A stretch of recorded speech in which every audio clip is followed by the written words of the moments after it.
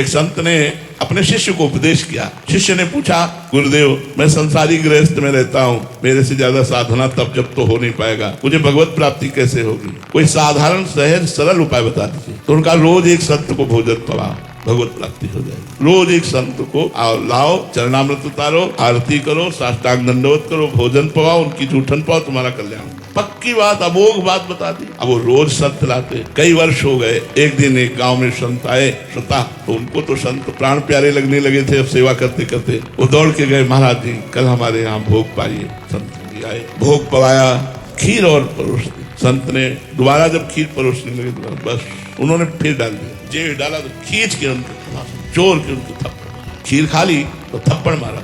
खीर खा के उठे, वो साष्टांग दंडवत किए, हाथ जोड़कर जैसे संतों को विदा करते थे वैसे विदा किया। वो उसी गांव में रुके। दूसरे दिन शाम के फिर वो भगत जी गए, महाराज जी कल प्रसाद आप हमारे यहाँ ही पाइए। ठीक है, आए, प्रसाद पाया और कहा, बेटा कल तुम्हारे थप्पड़ मारा था, तुम्हें बुरा नहीं लगा? अरे महाराज ये शरीर आपका सेवक है, ये शरीर आपका है, आप मारो पीटो।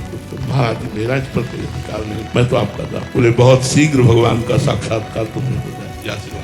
बहुत शीघ्र अब तुम्हें भगवान का साक्षात्कार होने वाला है, क्योंकि अब तुम योग्य हो गए हो भगवान के दर्शन के। ये बात हमारे द्वारा किया हुआ दूसरे के प्रति परहित का कर्म और उसके बदले में अनुकूलता ना चाहना, यही हमारा परमार्थ है। अगर हम ये नहीं जाना तो परमार्थ ही नहीं जाना। प्रायः सबकी ये भावना रहती है कि अगर हम किसी को थोड़ा भी हित करें तो वो थोड़ा हमारे अनुकूल तो बोल दे, ना ज्यादा सही तो इतना भी तो कह दे कि धन्यवाद, थैंक यू, आपने मुझे पानी पिलाया। ये भी सुनना मुझे नहीं है, ये भी चाहना नहीं, तभी परमार्थ पुष्ट होगा। जो बदले में कुछ चाहता है वो परमार्थ ही नहीं होता। परोपकार का मतलब यही होता है बदले में कुछ ना चाहना।